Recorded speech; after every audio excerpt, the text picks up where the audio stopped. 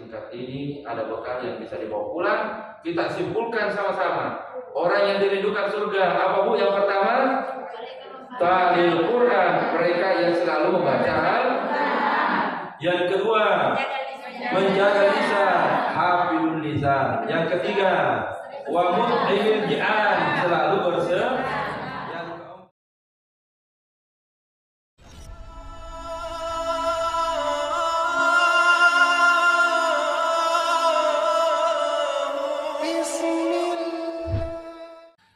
Bismillahirrahmanirrahim. Assalamualaikum warahmatullahi wabarakatuh.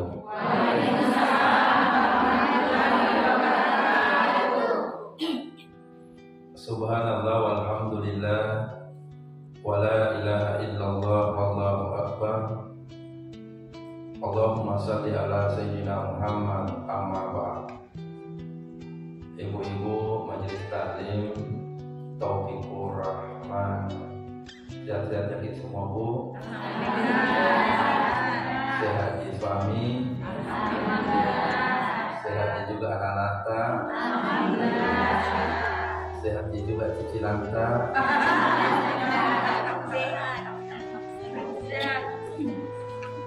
Alhamdulillah. Insya Allah pengajian kita pada kesempatan ini ingin mengangkat tentang orang-orang yang dirindukan oleh surga. Tapi sebelum kita bahas, Ustaz sering bertanya, apakah memang mau masuk di surga? Mau. Yang sampai memang tidak mau, jangan dimana. Tidak ada orang yang tidak mau masuk surga. Tidak ada orang. Semua orang ingin masuk ke tempat itu.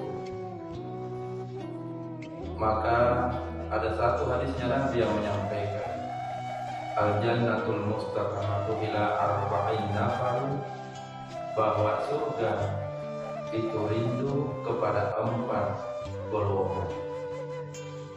Kepada 4 golongan. Siapa yang rindu dan ingin dirindukan oleh surga, mari kita lihat 4 pintu orang-orang yang dinantikan kedatangannya oleh surga. Apa yang membuat kita belum ke sana? Tentu karena kita masih hidup. Jadi kalau ada yang mau sekali masuk ke sana, belum ini. Yang pertama, orang yang dirindukan surga dalam riwayat ini hafidul lisan, yang diawali dari hadis ini talil Quran. Apa artinya dalam bahasa Indonesia? Mereka yang selalu membasahi lidahnya, yang selalu menyempatkan waktunya, yang selalu punya kesempatan, biar sibuk dia usahakan untuk membaca Al-Quran. Itu pintu pertama Bu. Kalau ada rumah 5 Al-Quran di dalam rumah itu, tak satu pun dari Al-Quran itu yang dibaca, ya Allah, suasana mengharukan di mana-mana. Dan fakta banyak Al-Quran di rumah, tapi Al-Quran itu bukannya kotor karena dibaca Al-Quran, tapi dia kotor karena punya debu. Talil Quran, mereka yang selalu membaca Al-Quran itu dirindukan oleh surga. Iqra'ul Quran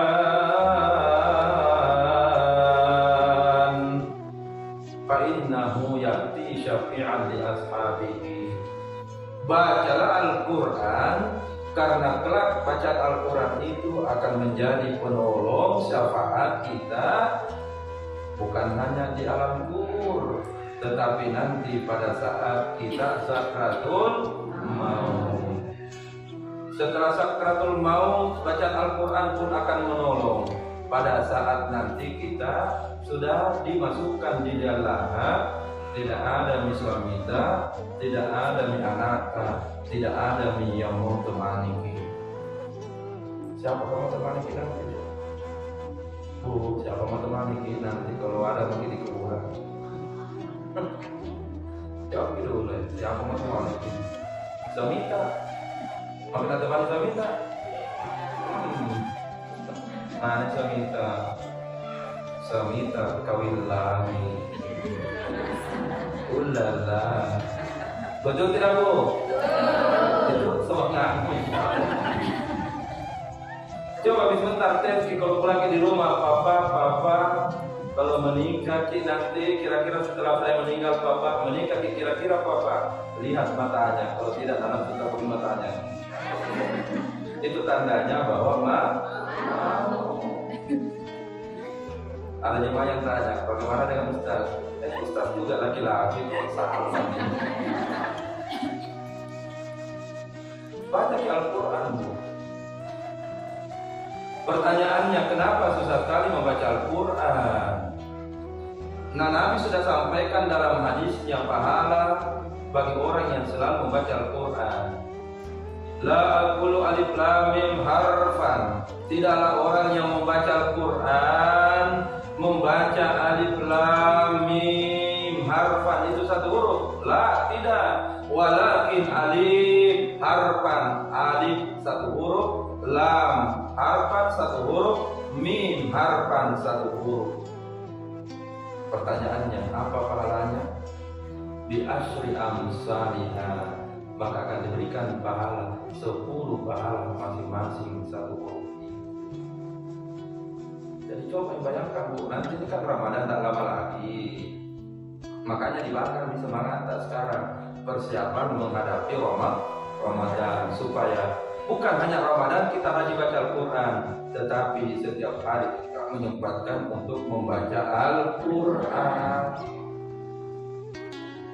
1 pahala, 1 huruf, 10 pahala. Coba saya membaca, kita hitung durasi waktunya.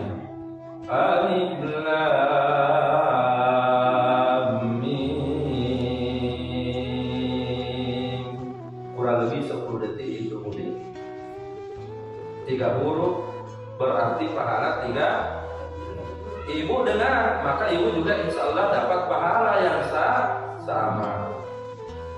Zalikal kitabu la raiba fihi hudan lil muttaqin. Coba kita dengar. Enaknya mendengarkan lantunan Al-Quran. Selain enak perasaan jiwa, maka enak juga kita membayangkan bagaimana nikmat dari membaca Al-Quran. Coba jujur itu. Kalau ada orang yang membaca Al-Quran dengan tajuk yang bagus, larut tidak dalam suasana nyaman. Betul? Enak itu.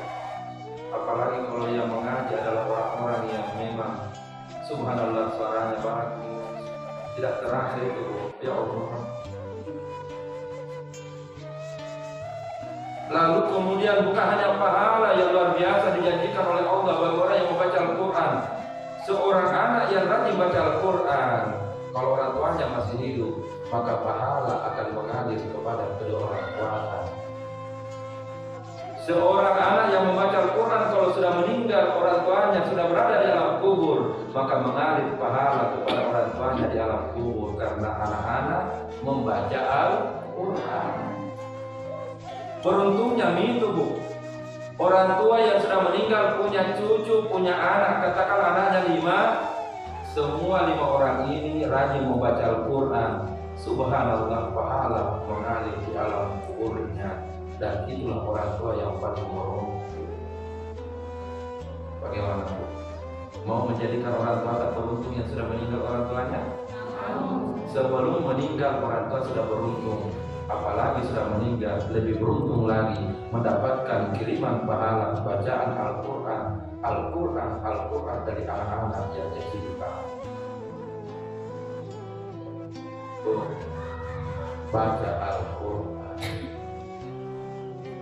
supaya bisa semangat yang tadinya tidak biasa, biasakan nih Bagaimana caranya biasakan? Pelan-pelan guys. Kalau berat 1 juz, 1 lembar. Kira-kira masih berat itu 1 lembar? Kalau masih susah 1 lembar, 1 halaman. Kira-kira tidak ada waktu tadi itu 1 halaman. Jadi 1 lembar kan 1 timbal balik 1/2 halaman. Kalau apa yang masih berat waktunya membaca 1/2 halaman, kalau ayam mau. Masih susah kan? 2 ayat. Kalau 2 ayat pun tidak mampu kita duduk-duduk membaca Al-Quran 1 ayat. Ternyata 1 ayat pun tidak ada waktu. Karena saking sibuknya, ya sudahlah, tutuplah Al-Quran, berdoa lagi. Ya Allah, mudah-mudahan nanti mati kan ada nanti anakku yang membacakan Al-Quran. Kasih buku nomor 3. Ibu. Kalau tidak mau baca Al-Quran sekarang, maka nanti meninggal baru orang baca Al-Quran di rumah tak. Orang yang sangat menyedihkan. Termasuk itu orang yang sangat menyedihkan. Kalau nanti mati baru rumahnya banyak orang yang membaca Al-Quran. Ya Allah, mati pagi baru banyak orang baca Al-Quran di rumah tak. Suasana yang sangat mengharukan sebenarnya. Nah, oke, mati pagi baru ada orang mengaji di rumah. Mengaji ini mati sekarang. Pulang ke sebentar, anak-anak tak panggil. Nah, sini kita mengaji temani Ummina. Simpan dulu HP tak. Nah, sebentar bilang belum sudah mengaji. Nah, tapi yang terjadi, nah, lebih dari mama ngomong. Yang saya tanya cerita ini fakta atau hoax? Ada memang lebih hebat mama daripada mama.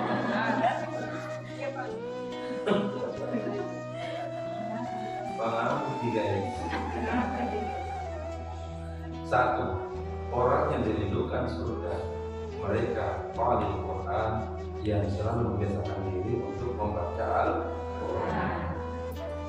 Yang kedua, berdasarkan hadis ini, mereka yang dirindukan oleh surga, hafidul lisan, mereka yang selalu menjaga mulutnya, lisan. Umumnya laki-laki banyak dosa karena kedua makanya. Begitu dosa memang. Makanya itu ada kitab yang pertama kali hancur nanti jenazah di alam kuburnya. Kalau laki-laki adalah matanya. Kenapa bisa matanya laki-laki yang cepat hancur? Karena dosa laki-laki yang paling banyak bersumber dari motor. Pernah ditanya, kebetulan itu jemaah usianya kurang lebih 70 tahun. Saya bilang, Bapak, kalau lihat gadis cantik, kira-kira mata tak anda berbinar-binar. Anda bilang, bohong. Umur 70 tahun. Sekalinya ada jemaah dia bilang, kira-kira kalau Ustaz tidak begitu gimana tanya? Saya bilang, apa bedanya saya dengan laki-laki yang lain? Sama itu kalau namanya laki-laki. Cuma datang. Lalu dalam riwayat itu dijelaskan dalam kitab itu, kalau perempuan yang meninggal, maka yang pertama kali hancur bukan matanya, tapi apa nah?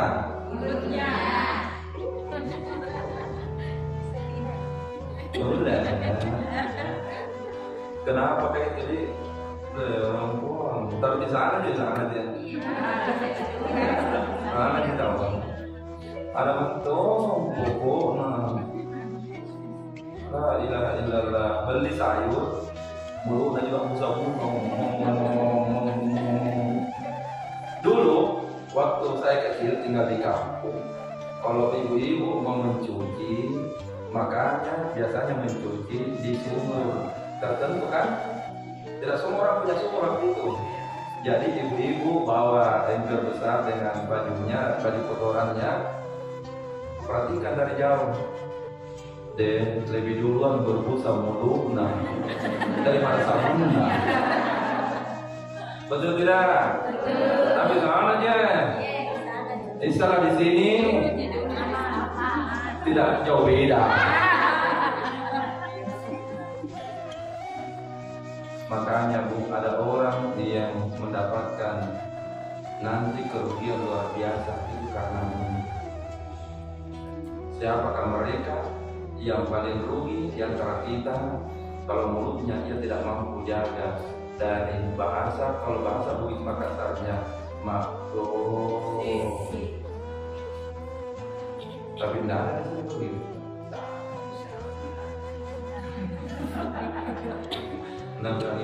Balista dengan kecerahan. Ada orang dari pengajian mendapatkan pahala luar biasa. Ada orang sudah membaca Al-Quran mendapatkan pahala luar biasa. Tapi kebayang tidak kalau pahala itu habis seketika gara-gara mulut tidak bisa dijaga. Betul rajin baca Al-Quran, betul hatam Al-Quran 1 kali dalam 1 bulan, tapi mulutnya tidak pernah mampu dijaga. Kebayang tidak kalau pahala yang sudah ditabung itu tiba-tiba habis seketika. Kepada siapa yang mengambil pahala itu adalah orang yang kita cerita di belakang. Maka jaga jalan itu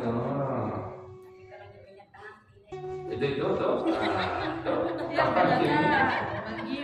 Kata Nabi, kalau itu adalah kenyataan maka kita sudah menggibahnya. Kalau itu bukan kenyataan maka kita sudah memfitnahnya. Apa baiknya? Pertanyaannya, ibu mau tidak digosip juga? Pasti tidak mau. Sama juga. Benar, maka itu adalah ghibah. Kalau salah, maka itu adalah fitnah. Jadi tidak ada baik. Maka mulai sebentar, kalau ada tetangga yang mau panggil kita gosip, maka bertanya ki, stop tetanggaku, gosip sudah dilarang. Ada jemaah yang tanya ke Ustaz, saya kan hanya duduk-duduk di sampingnya teman-teman yang gosip. Saya bilang, apa bedanya? 5 menit pertama memang bisa jadi tahan mulut tak. Cuma 5 menit itu paling hebat bisa ditahan. Sekalinya setelah 5 menit langsung bilang, betul itu. 5 menit itu mampu ditahan, tapi 5 menit berikutnya boleh jadi tidak lebih heboh dibandingkan orang yang dari mampu. Jadi renungkanlah pintu surga dan orang yang dirindukan oleh surga. Sekali lagi ulangi, orang yang dirindukan oleh surga adalah mereka yang mampu menjaga mulutnya. Dan banyak orang yang rugi bangkrut nanti pada saat pada masa bangkrut. Kenapa? Karena mulut yang bikin bangkrut di pahala melayang kepada orang-orang yang pernah dia cerita di depan. Jadi ini tidak apa. Bonusnya kalau kita tidak mau. Kalau ada yang gosip tak bilang jadi ini ceramah, apa sembah. Jadi gosip memang. Kita lihat mukanya banyak yang bilang makin soal. Oh, jujur makin tidak biasa nih begitu. Tuh, lo Yona. Tidak biasa jadi. Kenapa? Karena mau susah-susahnya orang.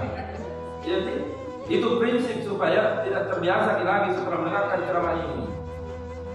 Kenapa? Karena usahanya orang tidak mau urus terus. Kenapa? Karena ada tunjuk santai. Ada tunjuk santai. Jadi begitulah manusia. Pergi sendiri pengantin, mulutnya tidak bicara tapi mata anak sering dengan kode mata anak. Bagaimana gayanya?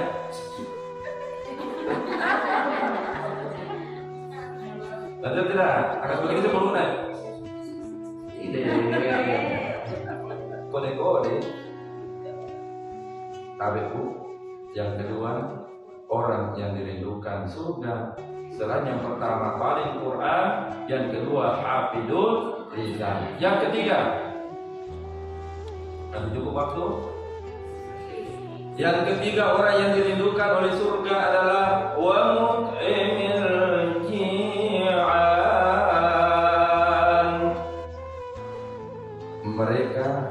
selalu memberikan makanan kepada orang lain, ataukah bahasa yang lebih sering kita sebut selalu bersedekah?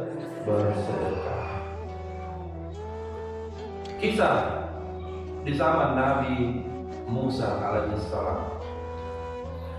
Ada dua orang yang menemui Nabi Musa. Yang pertama adalah orang yang miskin dengan berpakaian lusuh, perjalanan dari jauh menemui Nabi Musa. Wahai Nabi Allah, bolehkah saya minta kepadamu Nabi Musa, doakan kepada Allah supaya saya tidak lagi menjadi miskin. Kata Nabi Musa kepada orang miskin ini, banyak-banyaklah engkau bersyukur kepada Allah. Kata Nabi Musa demikian, lalu dibalas oleh orang miskin, Musa, bukan itu yang saya mau, minta doakan kepada Allah. Sekali lagi Nabi Musa bertanya, banyak-banyaklah engkau mensyukuri nikmat Allah. Orang miskin ini kecewa, tinggalkan Nabi Musa. Perasaannya jengkel dan tidak enak. Datang orang kedua, orang kaya raya. Kebalikannya, orang kaya ini berkata, Nabi Musa, doakan kepada Allah supaya saya menjadi miskin. Kata Nabi Musa, berhentilah engkau mensyukuri nikmat Allah. Kata orang kaya ini, Musa, bagaimana mungkin saya bisa berhenti mensyukuri nikmat Allah? Kalaulah saya mau hitung-hitung, mataku ini tidak akan pernah senilai dengan apapun. Ada yang menilai mataku? Ada? Nabi Musa, bagaimana mungkin saya tidak bersyukur kepada Allah? Ini tanganku dua ini, seandainya tidak ada ini, mau apa itu harta? Ini kedua kakiku, mau apa kalau tidak ada dibandingkan itu harta? Nabi Musa, mau apa? Maka Nabi Musa tersenyum, lalu berkata lagi orang kaya, Nabi Musa, mau apa ini harta? Banyak sekali ini harta, mau apa? Tidak mungkin juga aku ambil semua, maka saya sedekahkan Nabi Musa. Nabi Musa tersenyum, lalu Nabi Musa berkata, itu resepnya sebagai orang miskin, berhentilah bersyukur. Apa artinya? Memberikan makanan atau istilah hari-harinya bersedekah itu adalah amalan yang sangat dicintai oleh Allah. Coba ibu jujur, kalau ada orang yang selalu kasih diingat tidak kalau ada tolong apa? Jawab dulu lah ya.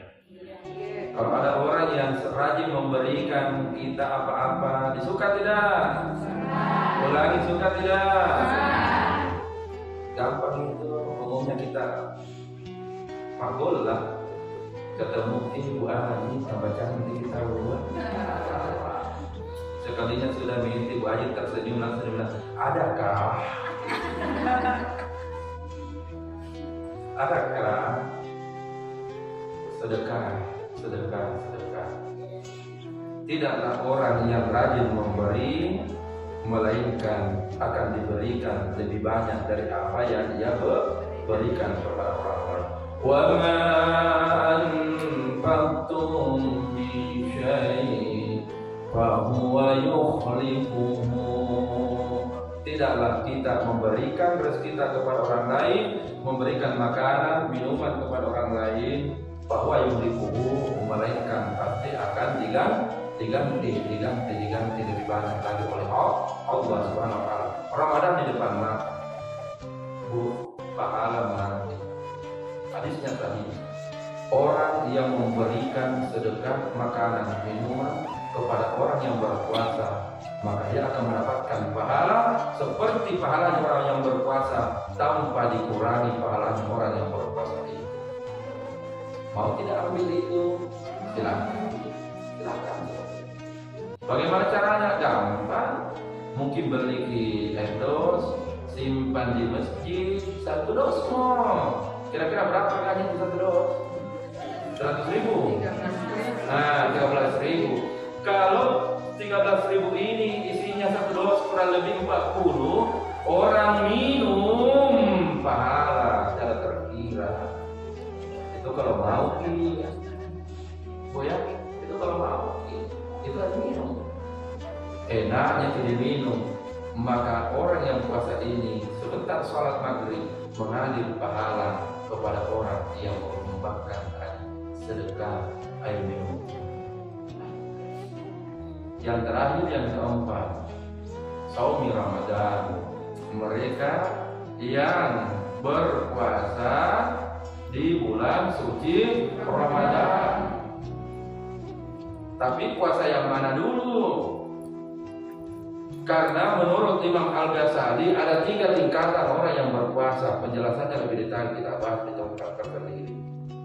Puasa yang manakah itu? Yang pertama, puasa umum. Yang kedua, puasa khusus. Yang ketiga, puasa khusus bil khusus.